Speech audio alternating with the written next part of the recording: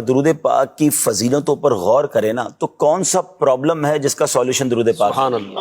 روزی میں برکت چاہیے، ٹینشن دور کرنا ہے، بیماری دور کرنی ہے، عزت میں اضافہ کرنا ہے، رسوائی سے بچنا ہے، اچھی موت چاہیے، نبی پاک کا موت کے وقت دیدار چاہیے، واہ۔ پیارے آقا کے ساتھ قیامت کے دن کھڑے ہونا ہے، آقا کے ہاتھوں جام کوثر پینا ہے، نبی پاک کے ساتھ جنت جانا ہے، بار بار مدینے جانا ہے واہ۔ اور آقا کی زیارت کرنی ہے۔ ہائے ہائے۔ یہ ساری چیزیں آپ حدیثیں پڑھیں تو تقریباً یہ سارے انعام حدیثوں اور روایتوں میں موجود ہیں۔ کیا بات۔ اور چاہیے کیا؟ مجھے بتا دیں ایک مسلمان کو اور کچھ رہ گیا ہے؟ اگر آپ کو یہ سب مل جائے زندگی میں، سبحان اللہ۔ موت کے وقت مل جائے، حشر میں مل جائے، تو whatever else we need, سب تو مل گیا۔ کیا بات۔ لیکن مسئلہ یہ ہے کہ درود پاک کی طرف وہ رغبت ہم شاید نہیں کر پاتے، ہم اس کو پنکچولیٹی سے نہیں پڑھ پاتے۔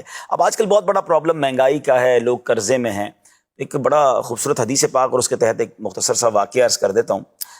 نبی پاک علیہ السلام کا فرمان ہے جس کا مضمون ہے کہ جو شخص مصیبتوں اور پریشانیوں میں ہو، بہت سارے لوگ اس وقت طرح طرح کی مصیبتوں میں ہوں، ذرا غور سے سنیے گا۔